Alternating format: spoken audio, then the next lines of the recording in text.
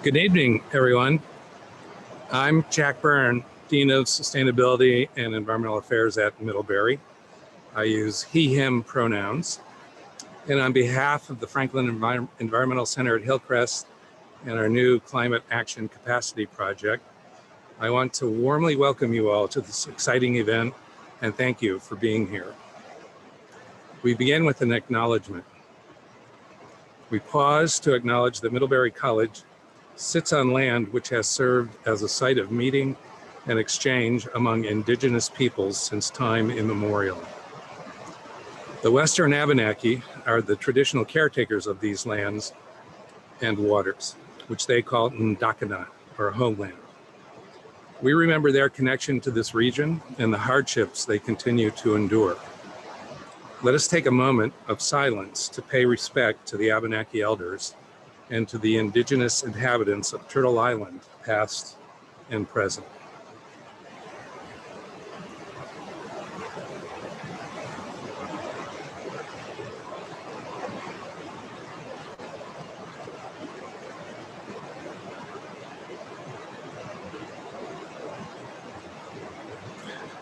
We give thanks for the opportunity to share in the bounty of this place and to protect it.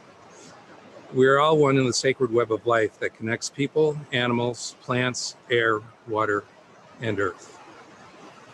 I also want to mention that Middlebury's current programming goes beyond these verbal statements and includes the Abenaki Language School, which we began this year, and a partnership between the Knoll, our space and place for cultivating self and soil, with Chief Stevens and Abenaki crops and associated storytelling, ritual, and other cultural explorations. Now, we're absolutely thrilled and honored to have two remarkable women join us here tonight. They are inspirational and their work is informing the climate justice movement in profound ways by sharing their powerful wisdom and passion for how to address our climate crisis, as well as amplifying many other much needed and diverse voices to the cause. Thank you deeply to Doctors Ayana Elizabeth Johnston and Katharine Wilkinson for your presence with the wonderful Middlebury community members gathered here tonight. So I'll turn it over now to Minna Brown, Director of our Climate Action Capacity Project, to introduce our special guest and moderator for this evening. Thank you. Thanks so much, Jack. And thanks to all of you for being here. I'm Minna Brown and my pronouns are she, her, hers. I'm an 07 Middlebury College alum and I have the great honor of helping lead the newly launched Climate Action Capacity Project here at Middlebury with funding from the Errol Foundation and to be able to sponsor and coordinate this vital conversation. I also want to recognize the effort that has gone into this event. So many groups have helped organize and spread the word, including the Middlebury College Activities Board, Franklin Environmental Center, the Sunday Night Environmental Group, the Innovation Hub, and so many others. Ayana and Katharine were top priority speakers for so many on campus, and I know that their insights will give our community the chance to reflect and prioritize going forward. Before we dive in, I wanted to give just a bit of context, go over a few details, and introduce our moderator. So why are we here? These are not normal times, but we don't want to go back to normal, and we know the challenges we face are far from normal. So how do we find our way through? Middlebury has a long history of leadership on climate change. That history includes academic innovation, deep student activism, administrative commitments like Energy 2028, and serving as a launchpad for an incredible alumni network. But climate change has not gone away, and our students and college community continue to push and work through how to tackle climate action on multiple fronts. That means expanding the definition of climate action in ways that break down exclusive, oppressive systems, center justice, and marginalized voices, and ensuring that students really are prepared to confront climate change while at Middlebury and after graduation. It's no small task, but a task we all have a stake in, which brings us to today's event with Dr. Ayana Elizabeth Johnston and Dr. Katharine Wilkinson. Given the timing of their book, All We Can Save, and all of their work, we are so thrilled to explore common themes around what climate action means to them and how all of us can and need to play a part. I also want to flag a few things for everyone. We're lucky to have 90 minutes for this conversation. It'll be divided roughly into thirds. First, we'll have a moderated discussion between our panelists and Ms. Baker-Medard. We'll then bring several students and community members who submitted questions in advance into the discussion by video. We'll finish up with live Q&A. We welcome attendees to use the chat space to say hello, though we'll be disabling the chat function in a few minutes so we can keep focused on the discussion. Please use the Q&A function throughout though, and upvote the questions you're most interested in seeing discussed. This webinar is being recorded and we'll share the link once it's live. I want to highlight that there is a screening and discussion of Opening the Earth happening at 7 p.m. this evening, so feel free to join that if you need to. We'd love to keep the momentum going after tonight's conversation though, so please join us for breakout sessions via the Zoom link that we'll share. I also want to highlight a few things to keep on your radar within the Middlebury community. Next week, Carolyn Finney and Dene activist Woman Stands Shining will have a conversation at the Crossroads. There will also be events on environmentalism, exclusivity, and intersectionality next week.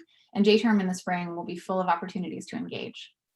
But none of you are here to hear me talk, housekeeping, or anything, so I'm thrilled to be able to hand this event over to Mez Baker-Medard. While some of you may know Mez personally and professionally, I think it's important to highlight why she's such a wonderful moderator for this event.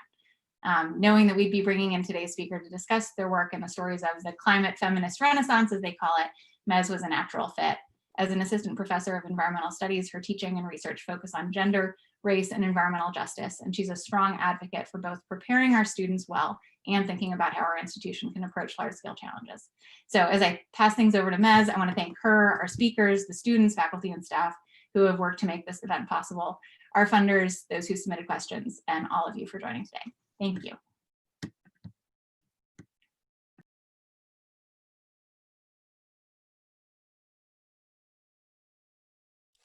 The number of students who also are kind of behind this event, pulling it together. And yeah, it's a real honor to be here and share this moment with all of you. So I am tasked with introducing our incredible speakers. Many of you know and admire our speakers already, but I wanted to give them a brief introduction nonetheless, with the understanding that we will talk through many of the elements of their work today and backgrounds, hopefully too. So Dr. Ayana Elizabeth Johnson, a marine scientist, co-creator of the Blue New Deal, founder and CEO of Ocean Collective. She's also a Brooklyn native. She's the co-host of Gimlet Media's How to Save a Planet podcast, and has written and presented widely on hope, strategy, and the intersections of race, racism, and the climate crisis. Dr. Katharine Wilkinson, author, strategist, teacher, VP of Project Drawdown, and homegrown Atlantan. Her writing includes the Drawdown Review, Drawdown, 2017 book, and also Between Green and God from 2012. The Drawdown Review is 2020. She recently started the A Matter of Degrees podcast with book contributor and policy expert Leah Stokes. Among many other achievements and initiatives, these two incredible individuals recently edited a book to advance, uplift, and highlight the voices of women in the climate movement. This is what it looks like. This book showcases essays and poems from an astonishing array of individuals with different fields of work and life experiences. These 60+ self-identified women are scientists, activists, policymakers, poets, journalists, many of whom have been fighting for a cleaner, more livable, healthier environment for decades. They include Rihanna Gunn Wright, that name might sound familiar to some, Marianne Hitt, Adrienne Marie Brown, Gina McCarthy, Emily Atkin, Shea Bastida, Naomi Klein, who was here just a year ago, Varshini Parakash, and Alice Walker, just to name a few. I mean, it's incredible, the number of really well-known folks, as well as some up-and-coming stars. This book is called All We Can Save: Truth, Courage, and Solutions for the Climate Crisis. And it's just an honor, again, Katharine and Ayana, if you would help me by getting your videos going, that'd be great. And it's just what an honor to have you visit us here virtually. It's good to see you. Hello. Hello. Middlebury. And a lot of people, I wanted to start by thinking about kind of the way in which this moment is, this moment. A lot of people, students, as well as professors and professionals, are looking for guidance in a time of deep uncertainty. Although Biden was elected, we are coming off of 4 years of concentrated assault on the environment, on environmental policy at the national and international scale, an assault on environmental science and scientists, an assault on women, an assault on Black and Brown people. And really, it's not just 4 years, it's kind of 400 years of systemic racism, sexism, and nearly 100 years of petrocapitalism. So this moment, however, I feel like it's really tough, and the event description captures it nicely. When climate change looms large, the pandemic has no definitive end in sight, racism and racial injustice continue to compound, and everything feels overwhelming. Yes, it does. What do you do? And how do you find your way to meaningful action? Your book has impeccable timing. Min and I were discussing that the other day, just impeccable. We are in an unprecedented time of social and ecological transformation and uncertainty, and the leaders and strategies we've used up until now are failing, are falling short is another way to say it. And it's clear that we cannot afford to only listen to those who are already in power. And we need new voices, new strategies, and new ways of thinking. And I think the book helps us greatly in this pursuit. So thank you, thank you. So first, I'm wondering, would you be willing to let us into the process of your work together? How did you find each other? How was this idea born? Why a book? Why a book that isn't just about science, but also activism, policymaking, personal stories, and poetry, and a little bit of art too? And how did you find the amazing contributors you found? I mean, any element of those things would be wonderful to hear about. I just wanted to start by, sort of acknowledging along with you this moment that we're in is a very intense moment, and it is certainly an inflection point, right? We do not know what the future looks like. We know that it will be different from the present. And so this book and the work that Katharine and I do individually and together is really, Katharine, stop me if I'm overly speaking for you already, minute one. Like, how can we inflect towards the best possible future, right? How can we take this like frustration and fear and realism and courage and turn that into something? The question that you posed, Mez, of like, what do we do? And the answer is depends on who we are, but like we must do something. And so one way to think about the book is that it is 41 essays, it is 41 answers to that question of like, well, how can I contribute? What can I do? Yeah. Ayana, you can speak for me any hour. We've earned the right to And speak it won. for each other. No, I actually, the sort of preamble that you gave, Mez, before asking this question, just leaves me feeling kind of grateful with fresh eyes for the fact that Ayana and I actually found each other kind of in the insanity that has been the last 2 years. And we found each other in the feminist bastion of Twitter. And then also another great environmental leader thought these two should know each other, and so we hopped on the phone. I was in Atlanta, Ayana was in New York, and it was sort of partnership at first conversation. There was sort of an opportunity on the table to program a week at a ranch in Montana. And so it gave us something to collaborate on immediately, that we would co-curate and co-facilitate this gathering of 30 women climate leaders, because both of us were aware of just the need for more intentional community building in the movement, and how much the dynamics of racism and sexism, not just in society, but within the climate movement as well, right? We're just burning people out, right? Just frying them. And so we wanted to create a space where people could kind of share, nourish, connect, dream, and hopefully birth some collaborations. And so that was kind of the beginning of the snowball of what we've worked on. And I'll hand it back to you if you want to share Yeah. kind of where the book came in that I story. think, the book, the book came from our shared understanding of the world,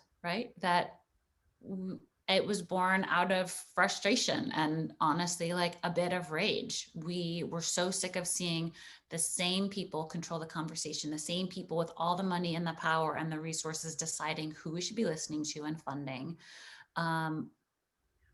When in the same breath, we knew dozens of incredible leaders who were struggling to be heard, whose absolutely critical work was hard to fund because it didn't fit what has already been done before. And obviously what has already been done before did not get us where we need to go. So like, come on, let's try something new, right? Let's listen to some new people. Let's try some new things. And so we thought we would,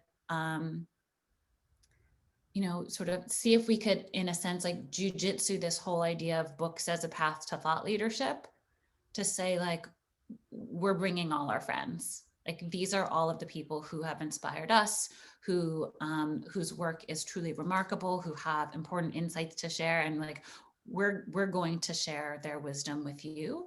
And so that is sort of the impetus behind the book, is to say, Katharine puts this so remarkably, the climate crisis is a leadership crisis. As much like, we can say this at Middlebury, as much as we adore Bill McKibben, he's not enough, right? Like he will never be enough because no one person is enough. Certainly white men are not enough. Certainly, people from East Coast big cities are not enough, right? Like we need leaders in every community helping to transform their communities. And so this book is really a manifestation of our shared worldview, that we need more leaders, that we need a chorus, a collective of voices, that we need women to have an equal seat at the table, that we need women of color in particular to be, their voices to be listened to. And that climate is not about solar panels and electric cars exclusively. It's not about activism and policy exclusively. It is a huge suite of solutions that we need to charge forward on simultaneously. So having not just scientists, but also not just scientists and activists and policymakers, but also journalists and farmers and artists and architects all in one book was something that we were really excited to do, so that we could show the breadth of ways that people can be involved, that this really is work that has a place for everyone. And the hope is that people reading this book would have, sure, they might like the writing in general, but that there'd be some anecdote or some moment or some statistic that would spark something that was special for that person. Oh, I could do that. I could do that in my city. My mom would really dig this organization. My uncle needs to know about this person's work. My cousin who got rich by mistake in Silicon Valley should be funding this thing. Like whatever those sparks are will vary from person to person, but there's a lot of sparkles in this book for people to figure out like what is their thing.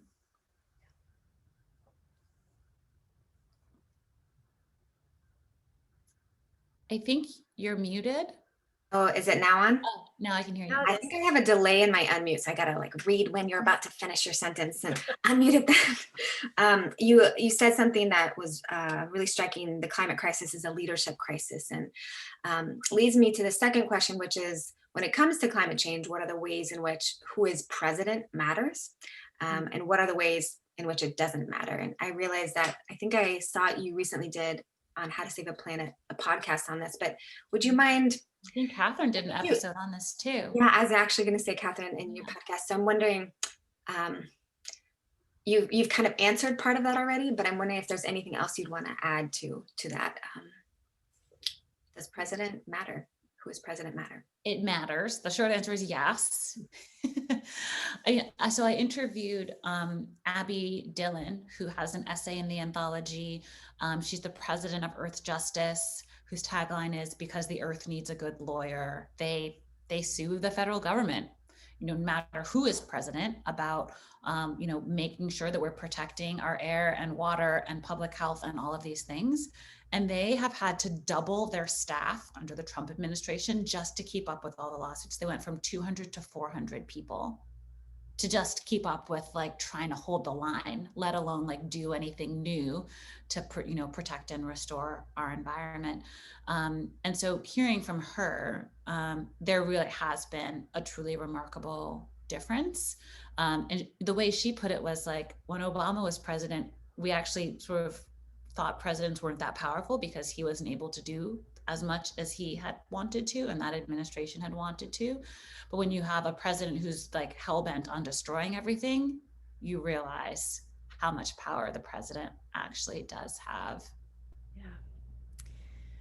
Yeah, and I think, if we think about the issue of narrative and communication and discourse at the heart of the climate crisis also, right? One of the things we're trying to address in this book, and in the podcasts and in other work that we do, well, the president has the largest possible, loudest possible megaphone, right? So if you have a president that is using that megaphone to keep the issue of climate change and climate justice kind of present, right, in public discourse, if movements don't have to do it alone, right? If leaders, who have kind of smaller purviews don't have to do it alone, that can really shift zeitgeist in an important way, right? So we think a lot about kind of the policy levers, and decision-making levers of a president, but I think presidents are also culture makers, and we've certainly seen that in the last 4 years in like the opposite direction that we want to head.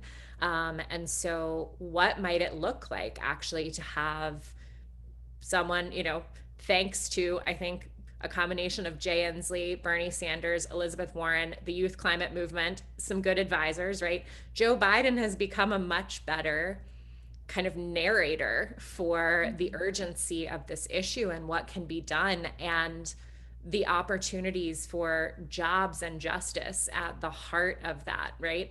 And so I'm like, let's keep that going. That feels exciting to me. And I think the other opportunity that I just don't think was on Obama's radar, but is now, is that like every federal agency is touching climate change in some way. Every federal agency has some access to solutions. And so if we can think about, having a whole suite of appointments in this administration, for people who get this issue and get how sort of their piece of the puzzle can move things forward, I think that's also incredibly exciting. A president without, majorities in the House and the Senate is certainly a lot more hamstrung. Totally hamstrung, no. But is that a much more uphill battle?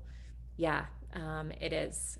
So to whatever extent people are excited about supporting around the Senate runoffs in Georgia, which is my home state, that's some really important kind of volunteer work to focus on in the next couple months. Yeah, absolutely. Make calls to Georgia. Let's make it happen.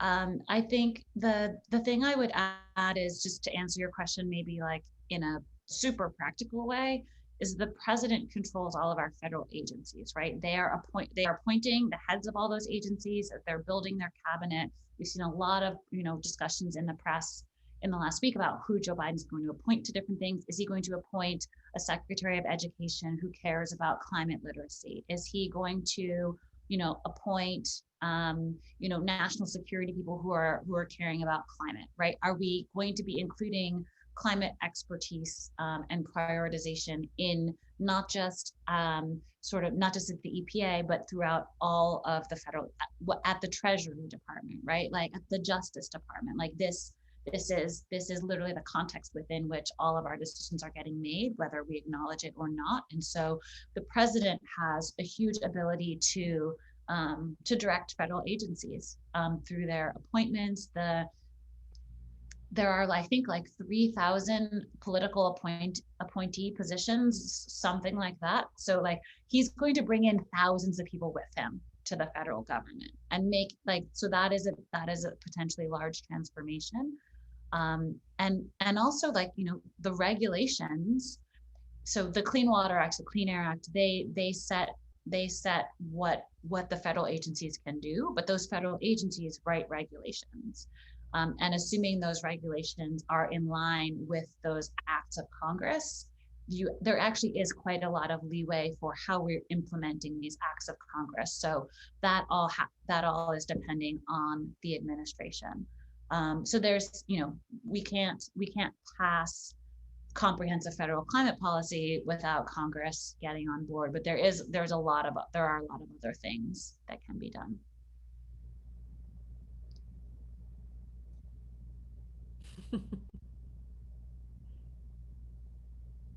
Not yet. There you go. Okay, so delay. So I just think about who's appointed and makes me start thinking about the confluence of racial justice and climate justice, and like who are those people going to be appointed, and what are their backgrounds, and what are their experiences, and also who do they represent? Representation matters. And as Jack said in his land acknowledgement, many of us are joining this conversation today on the land of Western Abenaki, the dawn land of the Missisquoi, the original inhabitants, caretakers, rightful owners of this land. And your book touches on this in a kind of variety of ways. And I would love to hear your reflections on the way this nation's history of slavery, settler colonialism shapes how our nation, the federal government, the agencies, as well as different states and even cities are choosing to address climate change. Any insight on that specifically? I'll let Katharine take the first chunk of that, but I just wanted to say a headline I saw today, which was like that Deb Haaland could be the Secretary of the Interior, like that she's being considered, this, Indigenous woman who's a, member of Congress. I was just like, this is the future that I want to live in. I don't want to just be like throwing crumbs to, the descendants of slaves, to Indigenous people. Like I want them to have power in decision making. So that's sort of like the segue maybe from your last question to this one. Yes, that would be a champagne popping worthy appointment for real. Yeah, and I think it's a great example of the need, right? This is not just about like representation for the sake of representation, right? It's not just about like, oh well, that makes everybody feel better, it feels fairer. No, this is about a real shift in the values, right, that we're bringing to the table. It's about a sort of deeper root cause analysis of why we are in the situation that we're in, and thus what it's going to actually take to address it. As Ayana said, like solar panels and EVs for sure, but like that's like a very narrow lens on the work to be done.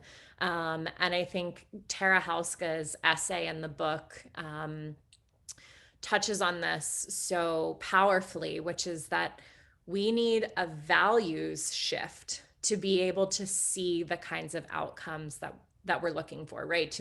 To be able to realize a just and livable future. We just don't get there operating in these same, dominant mindsets of extractive capitalism and white supremacy. And so that means being really deliberate about, as you articulated, kind of who is getting a spot in sort of the leadership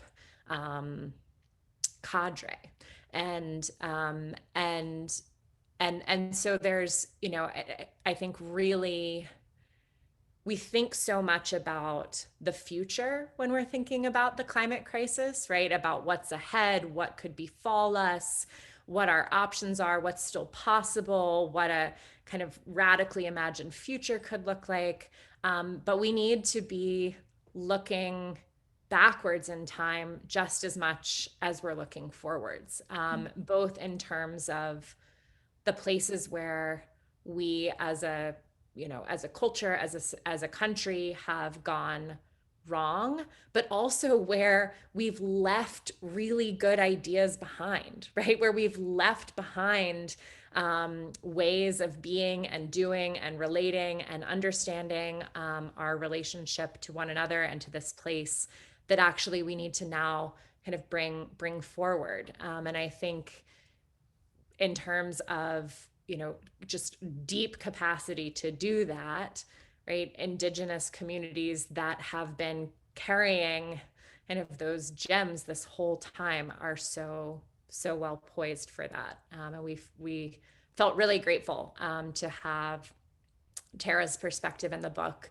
And there's just an incredible essay by Sherry Mitchell, who is a land rights attorney, author, teacher, amazing human, who's an Indigenous leader from Maine, who articulates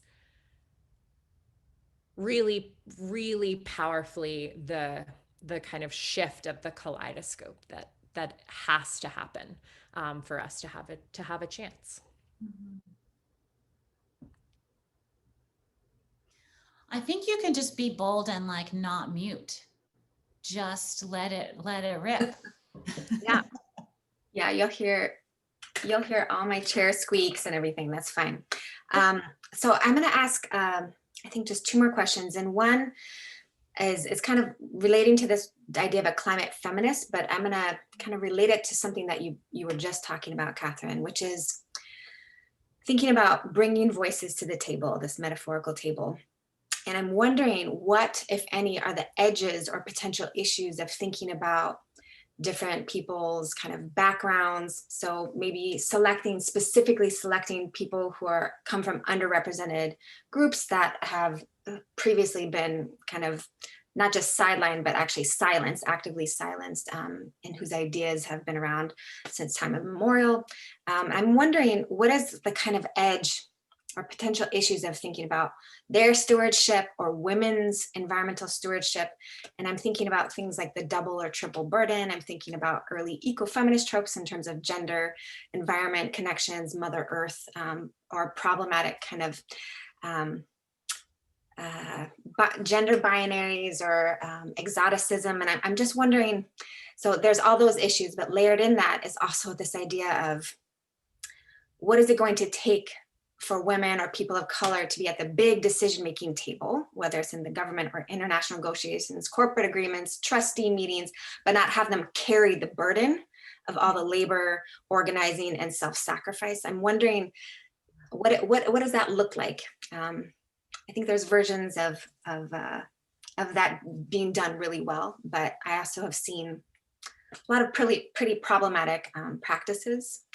So what does that look like to have actually leadership but not have to physically and emotionally carry the burden? I think as someone who's been thrust into those situations more and more often, I think it has to do with having the self-confidence and self-respect to say no. Because we simply cannot expect other people to do the right thing on our behalf. And so I have to say, like, I'm not the note taker. I'm the expert, right? Like, you're paying me for my expertise. Like, don't ask me to do your admin, right? Like, that's not a good use of anyone's time given my hourly rate. Like, we should say these things out loud. And I think the thing that Katharine and I love to do is, like, you open the door for us. We are bringing all of our homies with us, right? Like this book was supposed to be 20 essays and it's 40 because, like, there are so many people you all need to hear from, and, like, it's our book. So, like, everyone, like, come on in, right? And I think the answer to that question depends on who you are, right? You know, if you're a rich white guy who's deciding who should be at that table, like, your role is different than if you're me getting invited to that table. Than if you're, you know, it's just different depending on how you're approaching this. And I think from my perspective personally, I now, thank goodness, I'm at a phase or a moment in my career where I will just call it like it is without any fear, because, like, what are you going to take away from me at this point, right? Like, what do I have to lose when when the risk of not speaking up is so high. And so to sort of, and I have to say that like every time I have this like nervous, like stinky sweat kind of feeling, like, are you really about to say this out loud, Ayana? Like, are you going to do it? Like, it is disarming to be completely honest. People never see it coming. And what are they going to do? They cannot disagree. They could not invite you back. They could not fund you, but like those were always risks. And so I think the thing that we can do, that we have each control of, is to tell the truth in scenarios where it is uncomfortable. And I realize that like that is a very privileged position to feel as secure as I do, that I don't worry about what the repercussions of that may be. But honestly, like if you're going to tokenize me as a Black woman, then I'm going to tell you when you're doing it, right? And like, good luck with that. I think like if there is some benefit to the movement for Black lives, if there is some benefit to the Me Too movement, if there is some benefit to people's eyes being open to the climate crisis, it's that we can now just talk about these things with complete honesty. And I think that's something that I've noticed shocks people, but they always invite me back because they're like, oh, that was so refreshing. Like, are they handing me millions of dollars to do my work? Not yet, but like, it's gone pretty well so far. Wonderful. I'll just add, since Ayana has already quoted me, I will quote Ayana. This is one of my favorite things that popped out in an interview. She was like, I mean, if it is tokenism, we're taking all the tokens. But I mean, in all seriousness, on tokens, right? Like doing the work takes resources, it takes time, it takes money, it takes energy. And so these are things that we're thinking about, because I think, you know, part of the answer to your question, Mez, is like, I don't think we 100% know, right? Because part of this transformation that we're in is about transforming how we show up as leaders, how we show up as people shaping the future. And we're thinking about this in the context of our work. That's kind of the sister or the twin of this book, which is the All We Can Save project. And one of the things that we're hustling hard on is to raise funds to support cohorts of women climate leaders, primarily women of color, who are doing their most important work as a side hustle, right? Who are doing it on nights and weekends as a second shift on top of all the other things, and thinking about what does it take to really let that work take center stage in someone's life. And that takes money, but it also takes things like having support for childcare and elder care. It takes having a community that's gonna lift you up when you're feeling like you can't, you know, get off the couch today. Like all of those things that I think we'll be learning a lot as we bring this project to life. But I think having an attention to the very thing that you raise, Mez, is like, that's the first step, is to be aware of when, you know, when the way that the work is unfolding is, you know, much bigger and much heavier on certain shoulders than others, and thinking about, you know, how do we help one another, right? How do we respond to that when we see it happening? Yeah, I think there's this opportunity to, this is something I have to continually remind myself, like, that there is no scarcity. We do have enough. There is enough food for everyone on the planet. There is enough money to go around, right? It's just choices people are making and how these things are distributed. And so I think if we can approach climate solutions with that perspective, not in a naive way, not like everything's gonna be fine, like it's not gonna be fine, but we do have the capacity to still shape a lot of what the future looks like. and to say like, this is going to take all of us. And so I think a lot of the challenge in the past has been people competing for grants, people competing for speaking opportunities or publishing opportunities. And that is like, not to sound too like hippy dippy about it, but that's like a bunch of really bad energy. And it's like, it doesn't feel good and it doesn't work. Right. Like every time I get to like pass on along an opportunity or create an opportunity for someone else, like it feels amazing. And sometimes I'm not the right person for something. It's so important to know when you're not the right voice or expertise or whatever for a situation, and say like, it's going to take all of us, and like, I'm not the one for that. So if we can, yes, sort of as Katharine said, if we can approach this as a network and a community, and start to open our eyes to everyone's strengths, everyone around you, everyone you're collaborating with, like what can they bring? What can people turn to you for? What can you turn to all the people around you for? Because I think a lot of the challenge and the anxiety that comes up around the climate crisis is people trying to do it alone, trying to be like the perfect individual, right? Like I'm going to use no fossil fuels and no plastics, and like I'm gonna eat only the exact right things. And it's this sort of like inward gaze, as opposed to like, I'm going to find my best role in creating the systemic changes that we need. And so I think that's part of the shift. Like I am a part of this larger effort. Let me make sure I find my role. And then it's not a competition. You're like, all right, team, let's go. And let's build the biggest, strongest team.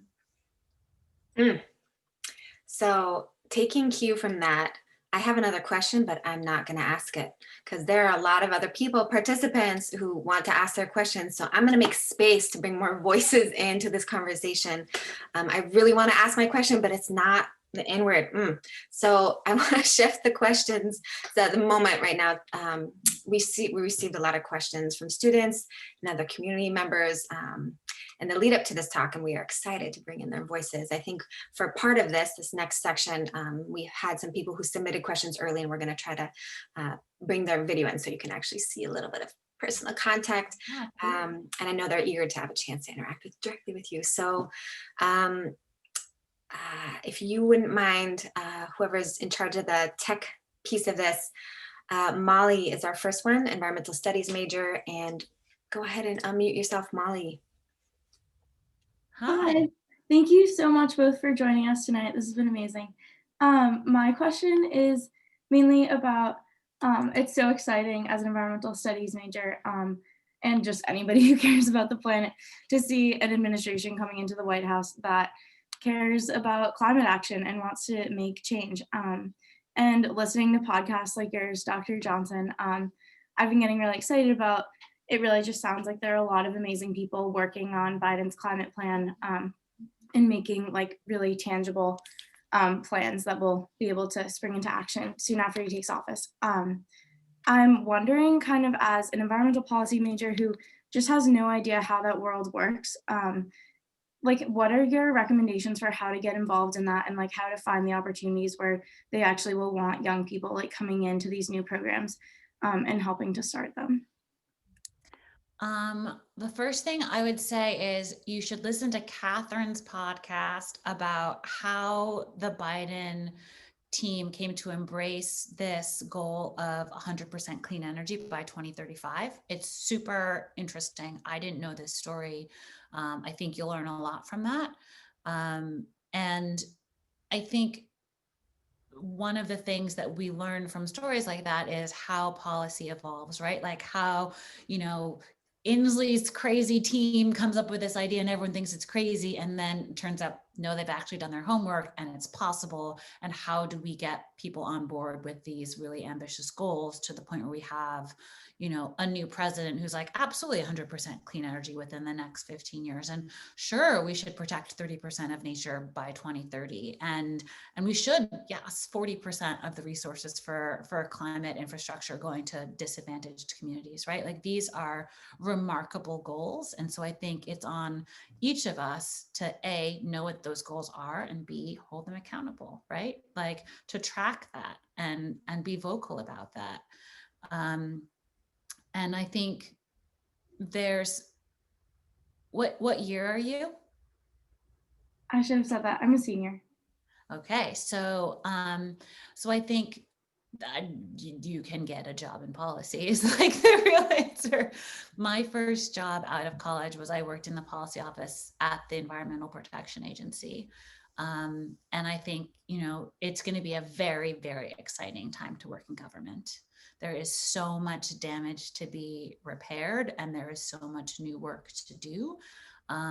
But that's not the only option, right? Nonprofit organizations do a lot of the thinking and policy research that then gets fed into the federal government. And the same with academia. There's a lot of people in both social and natural sciences who are writing, the white papers and peer-reviewed papers that then you can be fed into federal policy making.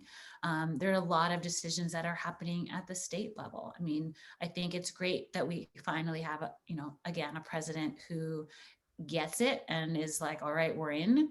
But a lot of the decisions get made on, are we going to when are we shutting down this coal plant? That's a local decision. Are we investing in municipal composting or public transit, or what are the building codes for energy efficiency, right? There are all these things that happen at a local level too. So for those of you who are thinking about what you want to do next after you graduate, I would just encourage you to think about, there is such a suite of work that needs doing, not just at the federal level. And so I think the trick is, again, to figure out, like, how do your particular skills match up with the work that needs doing, right? Like, policy is still a huge topic. Is it policy around agriculture, which is a huge need for better policy around climate and agriculture, or shipping, or ports, or infrastructure, or transit, right? Like,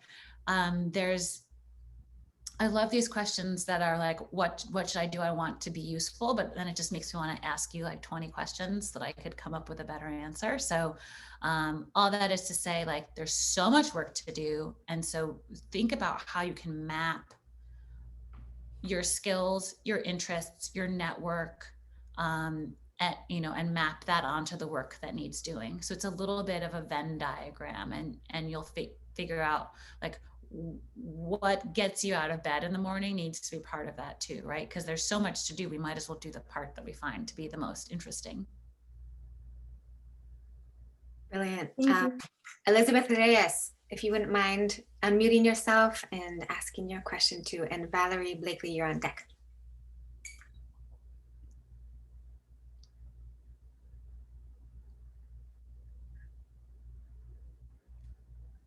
Ayana, your pile of books is like really impressive. Hi, Elizabeth. Hi. I didn't even know that I was chosen for this, so I was on my bed. Now I'm nervous. Sorry, let me just look for my question. So thank you for being here. Really exciting. And I guess one of my questions, I have so many, but I think the one that was chosen is how do we use creative outlets to talk about the climate justice movement, and how can we use creative work to influence policy? I love this question because I think it is an area that the climate movement has not paid nearly enough attention to for a long time, which is part of the reason why in her essay for All We Can Save, Fabiana Rodriguez wanted to write not just about the importance of cultural strategy on climate, but she wanted to write it as a letter to the climate movement. And I think the subtext of that is two people who fund the climate movement, right? And I think it's exciting because the capacity for culture making and culture reshaping around climate is just, it's everywhere, right? Every time we do something on social media, we're making culture, right?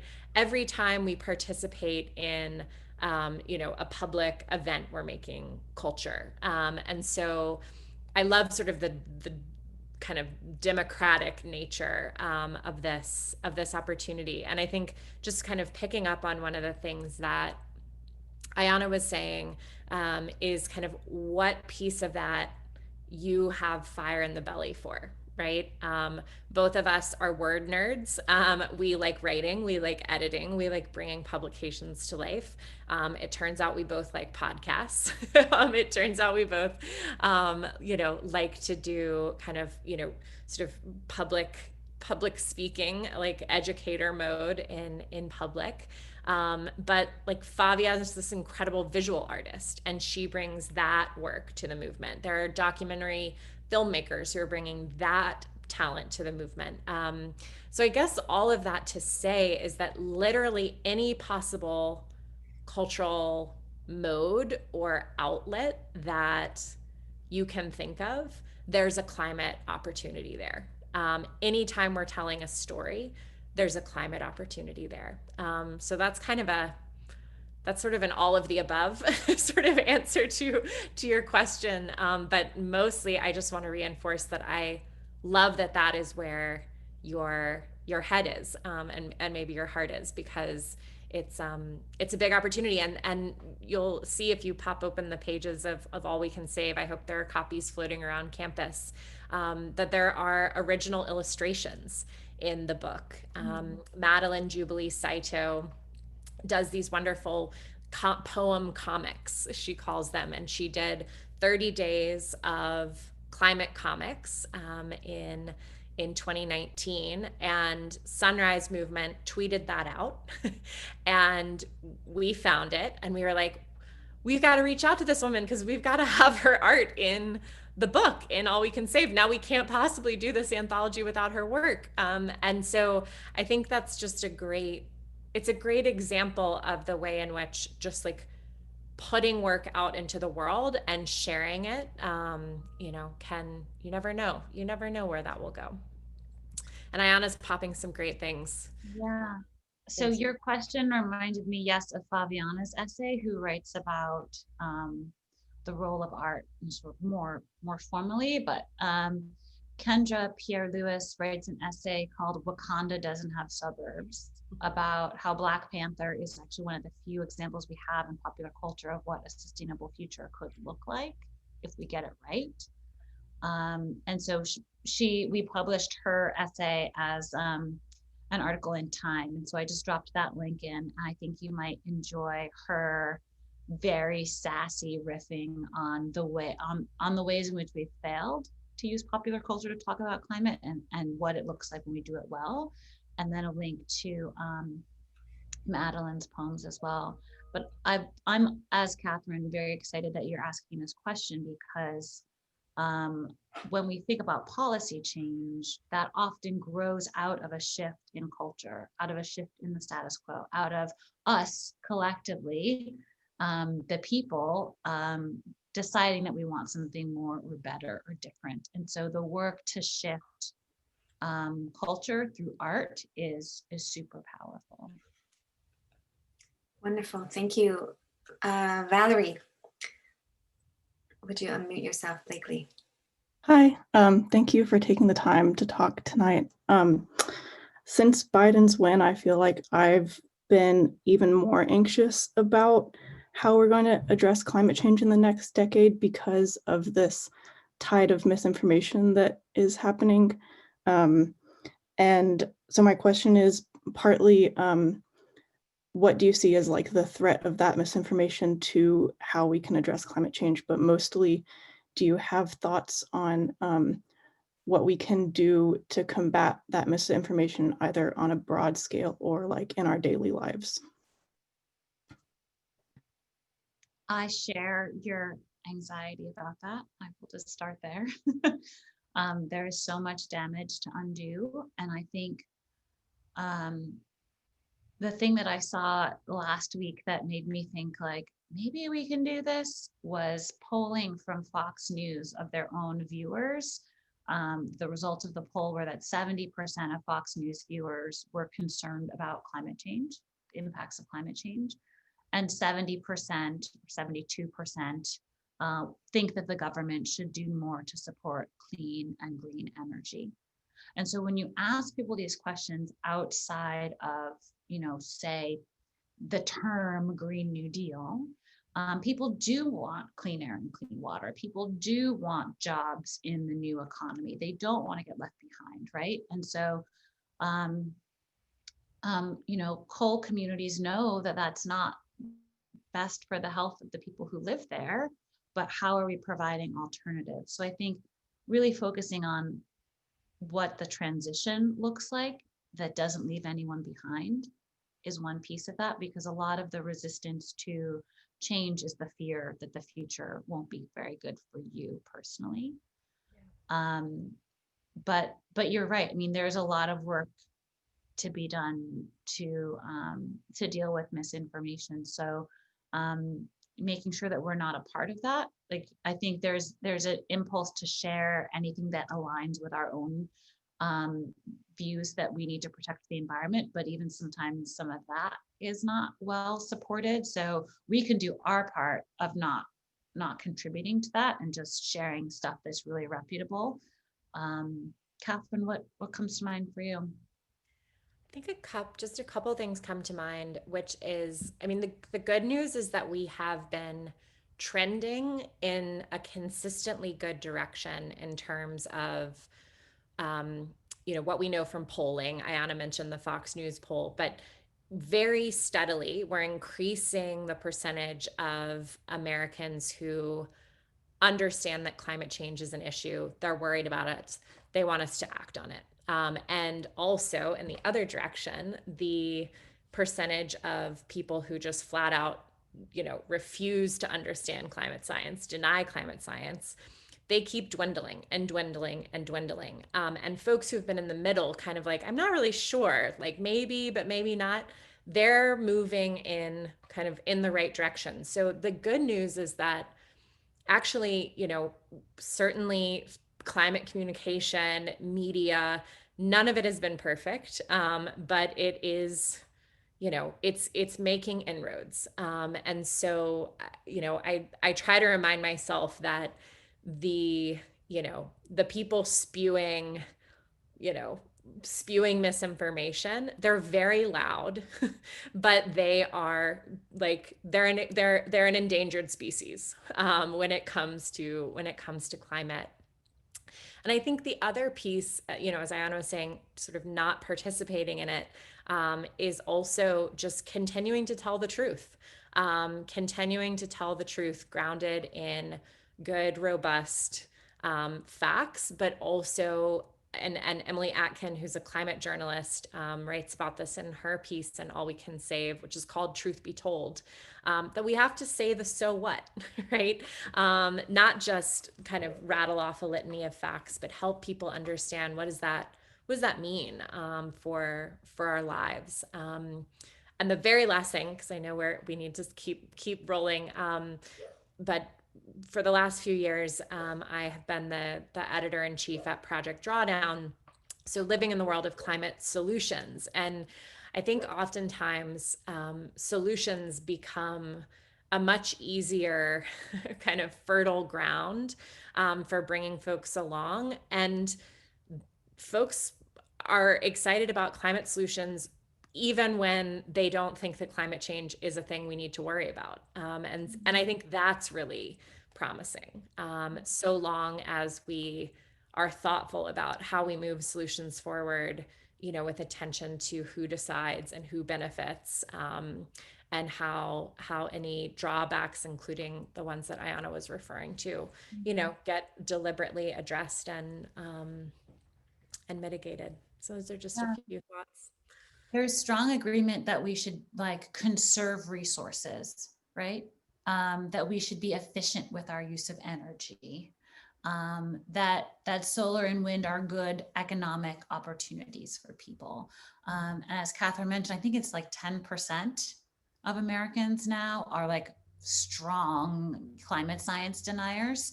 And it's mostly, I think it's only 7 now.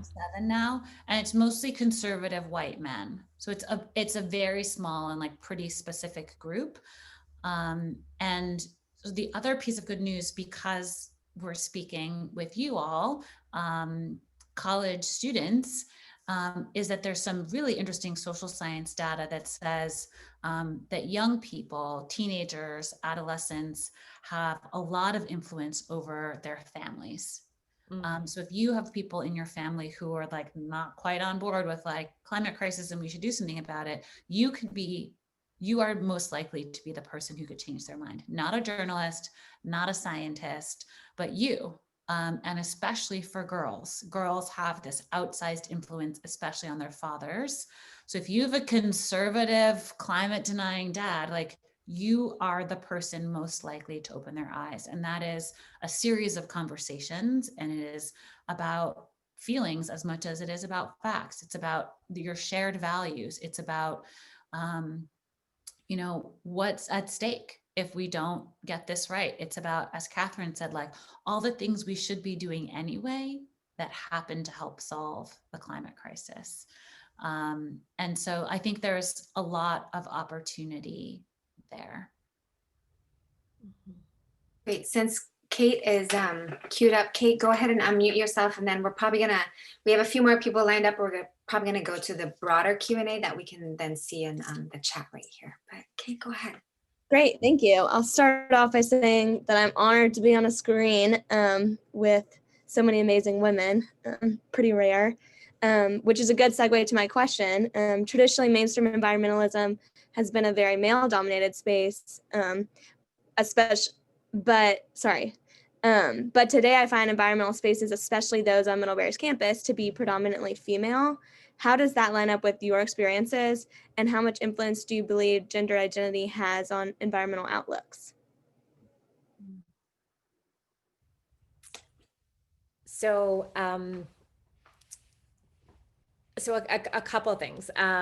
Obviously, we think that this intersection of gender and climate is really interesting and important. I think what you're experiencing is a relatively new phenomena that is exciting because, I think when we look at the youth climate movement, we see, girls and young women leading all over the place.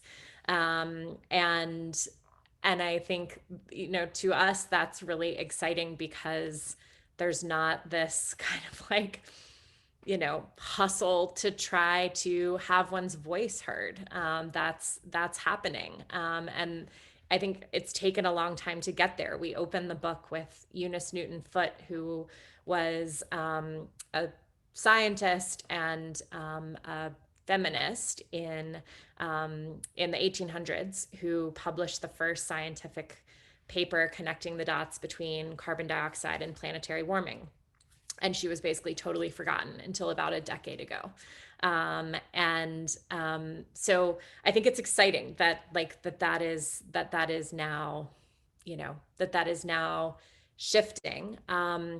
As we kind of unpack in the book, we think that there are some qualities of transformational climate leadership that are really important, that we happen to see folks who identify as women bringing to the movement in droves, but they are not limited to people of any gender.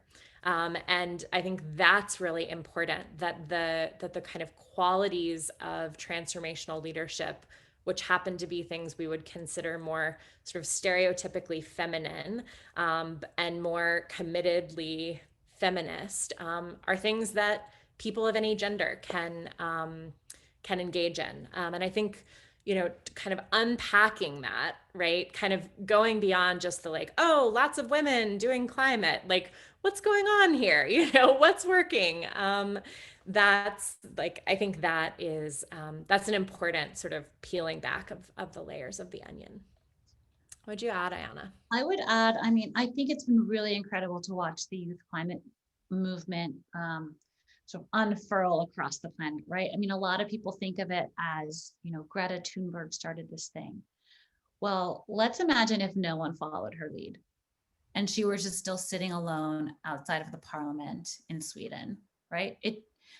Then we wouldn't have the climate strike movement. And so I think the remarkable thing about women's leadership is not only the leading, it's the following, right?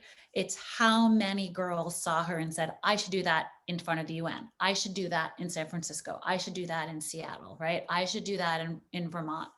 And that's how the movement grows. And I think to the extent that we could embrace this, I'm like quoting our own book, and I remember Katharine coining this phrase, like that we follow where wise leadership emerges, right? I think that is an important part of the way that we see women showing up to do this work, is not to be like, I have this great idea, but to also say like, that is a great idea, I'm in. And that doesn't mean that you can't lead. It just means like, why would we not acknowledge what's working and fight to come up with it ourselves? Like literally battle to reinvent the wheel. Like we just don't have time for that. And so I think, you know, there's the sort of stereotypical like caretaking, nurturing, feminine thing. But there's also just, there's a communal element to this work that we're so excited about, and not just like nurturing nature, but nurturing that community of healers who are doing this, what needs to be done. And there's an art piece by Madeline that's really about, it's the work of mending, right? That is the scenario in which we find ourselves. Like, how are we healing our relationships with nature? How are we healing and restoring ecosystems? And I think that framing is so useful to the extent that it's gendered. I mean, we all know gender is basically bullshit. There are, you know, there are sort of like tendencies, how much of them are like societal versus innate, like, I don't know. But I think it is remarkable how much of the important work in the climate movement is being led by women. And I think part of it comes from being raised to ask questions as opposed to have the answer first, right? Like, this is a moment where being inquisitive is critical, to ask like, why is this working? Is this working? Is this what we should do? Who else has tried this before? Do you want to do this with me? I think to the extent that we can approach this work with curiosity, that makes us so much more effective.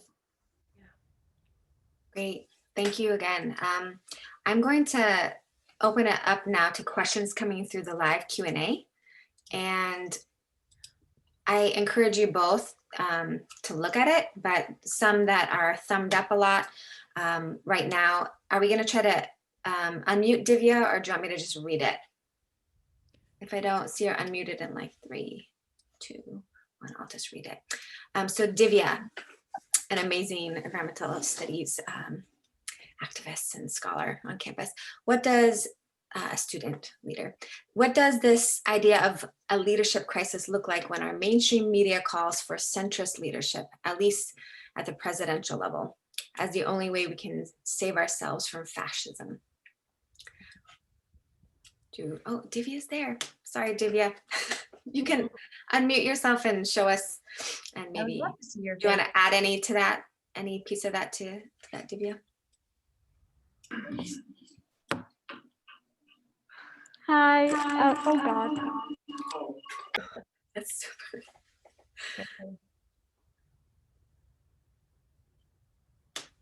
Okay, maybe, did you hear the question okay? Mm-hmm. Okay. So I think this is such a great question. And I think there's, the first answer to it is to sort of challenge the premise, right? To challenge this idea. I was just looking, I mentioned I live in Atlanta, and I was looking at some kind of post-election things today about the state of Georgia, and it was the only state that Biden won that also gained House seats. And what has happened in terms of gains of House seats in the state of Georgia has been right by folks like Lucy McGrath, who it was an activist prior to serving in Congress, and in a district that had been Republican forever. Sort of conventional wisdom would have been like, oh, we'll just have sort of like a moderate white lady run for that seat and see if you can just kind of pick off a few of those folks in the middle, right? But what we have seen in Georgia is that what has suddenly shifted things is getting lots of folks engaged who were not previously engaged, rather than trying to like vie for these sort of wishy-washy folks who maybe sit at the center or maybe don't.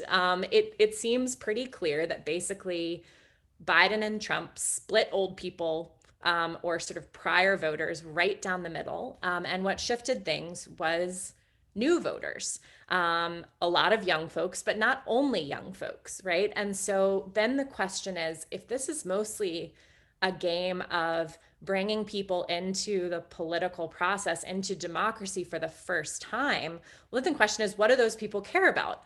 And it turns out that a lot of them care about things like Medicare for all, a Green New Deal, childcare and housing, and like they care about actually progressive values. And so I think, being able to marshal the data, which is something that AOC does so well, to push back on some of these things that say, oh, centrism, we'll try for bipartisanship, to say, well, hang on, is there actually another way to look at what's happening here? I am not someone who's like, oh, numbers, data.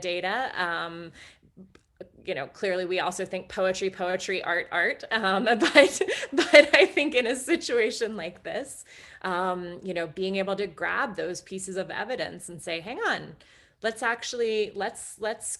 double check kind of this take, can be really powerful. Great. I- Oh, sorry. I would just quickly say that, like, if you look only at Biden's climate plan over the course of the primary and the general, you will see how much he was pulled to the left, right? He started with a goal of 100% clean energy by 2050, and the current goal is 2035. Even though he is, traditionally been a centrist, he knew that if he didn't step it up on climate, he wouldn't have enthusiastic support. And when it's an issue of turnout, enthusiasm matters, not just like, okay, he's fine, but like, are you actually going to get all your friends to go vote? And so I guess I would say, like, centrists need your vote. And that is very powerful. And so that shift for him, like releasing an entire environmental justice plan after he became the candidate, when there was really no need for him to be introducing new policy proposals, speaks to the power of the movement.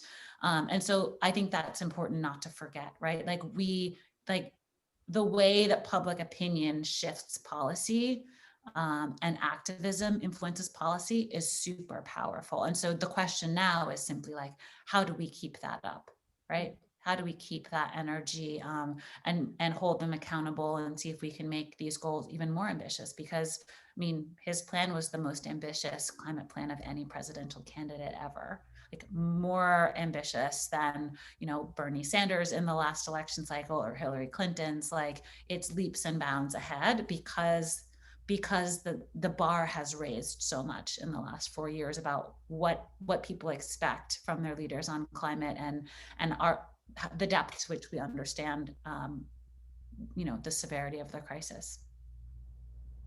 Great, thank you. So another question that's rose to the top is Connor Wirtz's question. Any advice specifically for the role of PWIs, primarily white institutions such as Middlebury, and the climate movement? How can we, as institutions, as the students in these institutions, create space and break down gatekeeping? Well, this is something that I've actually been talking about with undergrads this semester, because I'm teaching a seminar course at my alma mater, small liberal arts college in Tennessee, Sewanee, and I think, I think part of it is present in your question, right? Which is asking the questions, right? Not just sort of plowing forward without awareness of these kind of layers of dynamics. I think there's really important work around, as Ayana was saying, around listening, right? Around kind of the posture that we take, right? And listening with an interest to like get our own houses in order, before we like march out telling other people what to do. And I think Middlebury has done a really nice job of that through the years, of kind of leading the way in certain aspects of this in higher education. I also, I think it also goes back to some of what we were just talking about, of kind of knowing when the right mode is to follow. So my students are working on their like end of semester writings, and one of them was grappling with like, I don't really feel like my voice is important right now on climate, but actually maybe that's the lesson, that my voice doesn't have to be important, and I can still show up for the work. I don't have to know the answer, and I can still show up and support and follow and listen. And I think, she's on to an insight that's really powerful, and one that's worth thinking about. Kind of what does that mean at an institutional scale, and not just at an individual scale. What do you think, Ayana? I love what you just said about your students' insight. And I think it's often a question of like, do you need to put yourself at the center? Like, you need to help, you need to be engaged, but like, do you need the microphone? Do you need the spotlight? Mm-hmm. And sometimes the answer is yes. And sometimes the answer is like, yes, but to speak to your own community, right? Like, do we need more white kids from New England telling Black and brown communities what to do? No, we do not need that. Like, please do not do that. Do we need more white kids from New England telling their own white communities how they can be better? Absolutely, right? So think about like, I know this is a question about Middlebury in particular, but I mean, that's the opportunity, right? Like, think about how you can sort of, how you and your institution can model change and model your role in a broader ecosystem of work that needs doing, because we don't all need to be doing the same thing, right? Yeah.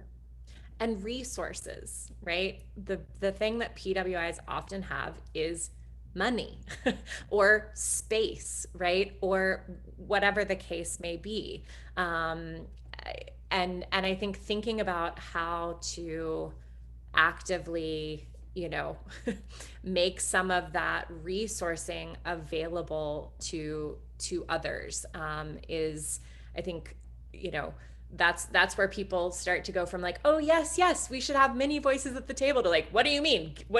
No, that's our money, like, that's, I think, when some of the real rubber starts to hit the road, and it's worth coming into those, snarlier conversations, because I think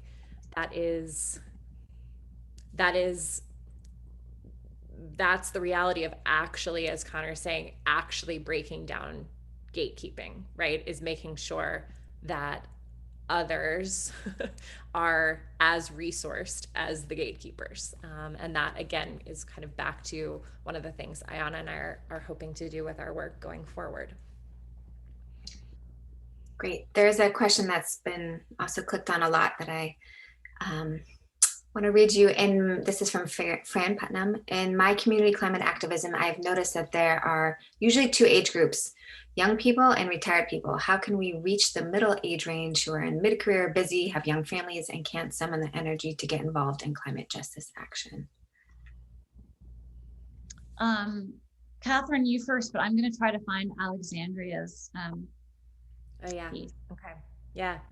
I mean, I guess Ayana and I are representative of the middle age group. So clearly it is possible.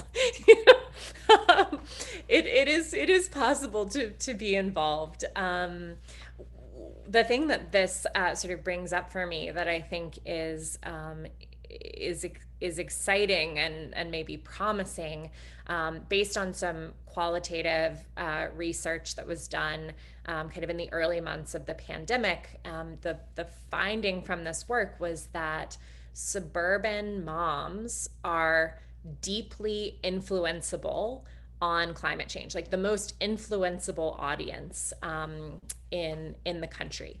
And Ayana and I have been thinking about this a lot in terms of like how could we maybe use All We Can Save as a way to reach out to folks who maybe haven't felt like they've kind of gotten the right invitation into the climate movement. And I'm not saying everyone should go start thinking about suburban moms by any stretch of the imagination, but I think thinking about the invitation that either has or hasn't been extended to people, right?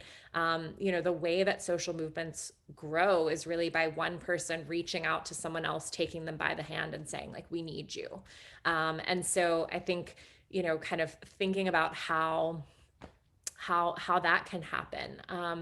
I also think kind of our generation, or people sort of around our age group, it's really unfortunate that there was so much of this trope of like climate change is the domain of scientists and economists, and it's you've got to have 3 PhDs and a slide deck, and like this kind of like it became this domain of experts that I think people just felt like, I don't even know where to begin on this. And with the youth movement, what's so wonderful is this like, absolutely not. Like, we have every right to be part of this conversation, maybe more right because we're going to be around longer. And so I think some of it also is about, sort of people helping folks understand that, that there's a place for them in this conversation and this work, even if they don't understand the greenhouse effect, right? Like kind of like stripping out some of those aspects of kind of, of effectively gatekeeping that happen. Yeah. And I think what you're pointing to, I mean, there's certainly a lot of people in the middle age, right? Like not retired, not in college, who are doing climate work professionally, like Katharine and I do. But it is completely understandable that if you have a full-time job and a family, that you don't have as much sort of like free time for activism. And so I think in a sense, like that's okay. Like no one is a superhero. If my day job was like, web design and I had 2 kids, like I just wouldn't be able to do very much. And so I think we should lean into young people who have more time and retired people who have more time. I mean, Alexandria Villasenor, who's a 15-year-old climate activist now, she wrote, "The reality is it's too much work for one generation. Those of you who are retired and have more time on your hands, or with children you are no longer caring for, those with additional resources, consider becoming a climate activist. Can you imagine how beautiful a movement led by children and grandparents would be?" And I love that image of, the gray hairs and the kiddos sort of leading us into the future. So I don't think that's necessarily a bad thing. but we do need to make sure that to the extent that other people want to be welcomed in, that we are creating opportunities for people with any number of hours that they can contribute. And I think those opportunities are there for the taking at this point. Yeah. But they're not going to be able to march during the day. And on the weekend, they might have to take their kid to do, whatever. So I think we just, as much as I want everyone to be focused on climate solutions full time, I've had to learn that that's simply, it's because of the way society is set up, not everyone can contribute as much as they might like. And we should have some amount of, grace and sympathy for that. Great. I think we're going to jump down to Judy Dow. And Judy, if you are, can you unmute yourself? Give her a second here.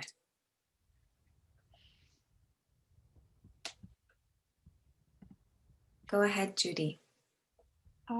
Yes, my question is about cultural markers.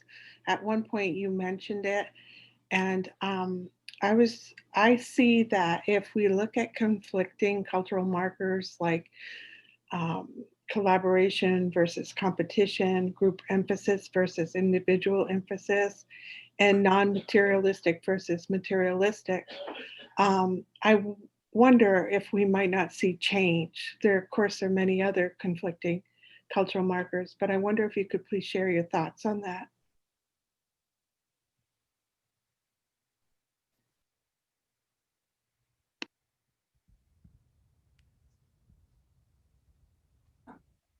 Or I'll start. Well,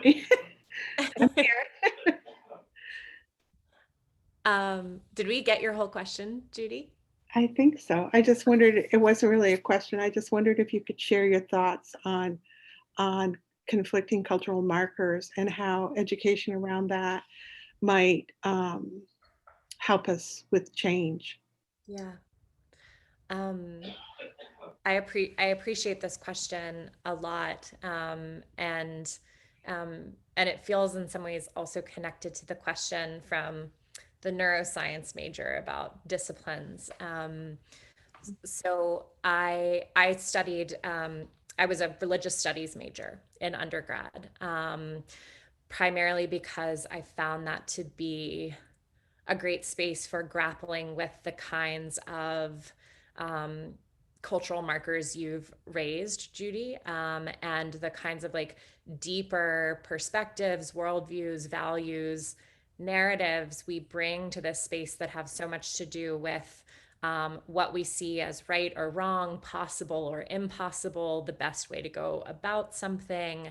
And I think oftentimes I think I sort of have watched over the years in the environmental movement, kind of a lack of awareness about what values are coming with us, and where are we encountering kind of these some of the dichotomies that Judy has raised. And I think kind of being more cognizant of those things, being more aware of those things, so that we can either have a deeper understanding of what barriers we're running into, or where actually maybe we're not bringing the most helpful approach to the table, because maybe we are falling into that competition trap that Ayana was talking about. I think just kind of cultivating that that understanding and just having our antenna up for these things, I think is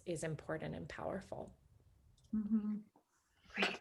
I am a little bit worried about it. Is it going to automatically cut us off? Or is it okay to go a little bit over? Does anyone know the answer to that? I want to be able to applaud you and tell you how incredible, but it looks like we're past the 7:30. It didn't. Okay. Ayana, I interrupted you. No. I to say something. I just totally agree with Catherine's answer. I have the last question that I was thinking that we could end with, and that is maybe, how about you choose your favorite out of the 3 questions? How do you keep yourself going, keep centered, healthy, strong, both psychologically as well as physically? And, or you can answer the question, what is up for you next? And something that you might want to tell us that you're excited about, or maybe a question you wish you asked. So if you wouldn't mind saying an answer to one of those questions, that'd be really beautiful. I am not a good role model for self-care per se. I mean, the number of projects that I have taken on this year and for many years is totally insane. So I think I am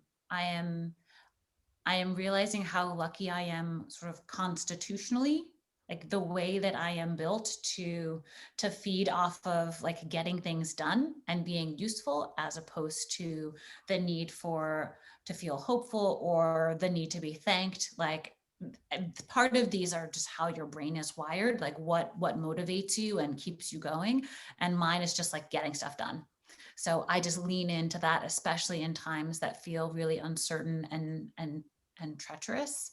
But I think the answer is also like dance parties in my living room by myself that are so loud the neighbors complain, and they're like, who? I'm just like, it's just me. It's really just me. Baths, I've become really interested in baths. I really like drinking tea, herbal teas. My mom sets me straight when I call her having like too many feelings or being a weirdo. She gives me either like the pep talk or the talk me down. So, you know, whoever those people are in your life.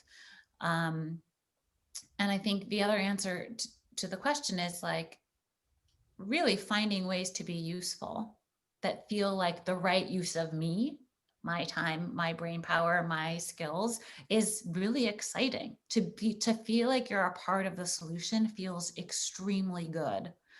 And I think one of the failings of the climate movement has been to ask everyone to do the same thing, right? Everyone march, everyone vote, everyone donate, everyone spread the word, and please do all of those things. But if we're not asking people to bring their special sauce, their magic to the table, then we're not going to succeed, right? We need people to bring what is that thing that you can contribute that no one else can. Who else can you bring into this work that no one else can bring in? And so that's why I'm so excited about what Katharine and I are building together, the All We Can Save project, to carry on the work of the book, to use the book as an educational tool, to use the book as a way to build community, to use the book to provide financial support and other resources to women who are leading on climate. So if you're curious to find out more about, sort of like the general outlines of that, I'll drop the link in the chat. Yeah. All of those things, all of those things. The thing that I wish that someone had told me or suggested earlier in my life is that what you do is important, but who you do it with will always be more important. And you can be doing the thing that you think is like the best thing, but if the who is not right, it's like you're gonna end up exhausted and burned out. Lord. So, yeah. So I would say Don't do it. like look for your collaborators, like look for the people that you want to link arms with in this work who who are going to keep you going when it's hard, because oftentimes it's like the relational goodness, like those are the near term wins sometimes, right? When we're working on something that's so long term and diffuse, and hard to know sometimes what impact we're having. And for me, part of that is partnerships like the one that Ayana and I have. Part of that for me has been like I'm part of a monthly circle in Atlanta that is not climate focused, but it has been my place to kind of bring with me, at least pre-COVID, we would do this in person, to bring with me like whatever is up, right? I'm feeling determined and courageous and I want to like, amp that up. I'm feeling sad and totally, kind of, depressed about where things are, and I can bring that. And having those folks who are climate aware and emotionally intelligent kind of in your like in your space, I think that has helped me be able to do the like surrender to the shit that feels hard, the grief, the fear, the anger, whatever, and then like rise back up into the work and understand that it's a cycle that never ends, right? Because to have eyes wide open to what's happening on this planet is to be sad. It is to be angry.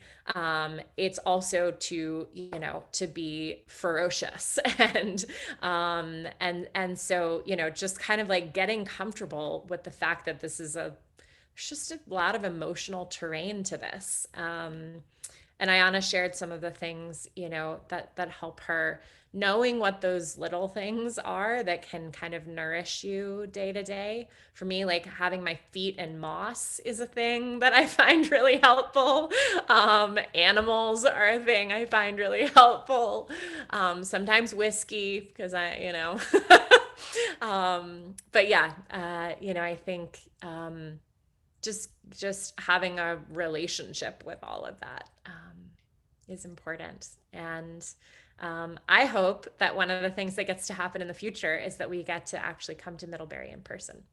I will put my excitement out about that in hopes that it becomes a reality. Amen. Yes. Yeah. So we know that many of these, those are beautiful answers. Just want to pause for a second.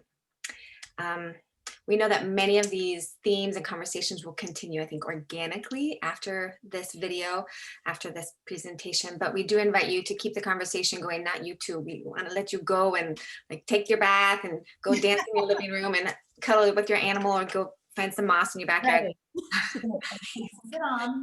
But we invite everyone else to keep the conversation going by following the link. Minna put it in the chat to a suite of breakout sessions once we close the webinar. And I just also want to thank our beautiful minds and generous spirits, both of you today for joining us. And please join me in your rooms.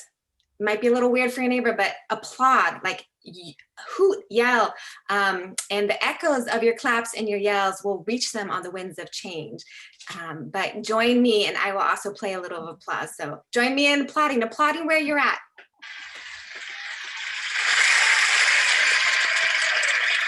Yes! Woo! Love it. Love it. All right. So thank you again for your beautiful, your beautiful presence with us virtually today. And we wish you all really well and good luck with your future endeavors. And we do hope to see you back at Middlebury. Minna, did you want to say anything to wrap No, up? I just wanted to say thank you. And we'll close it out now. And I very much look forward to keeping in touch and keeping this work all going. So Yeah. appreciate it. Thank you, Thank you Madeline. all. Okay. Thank you, Jack. Thank you, everyone. Bye.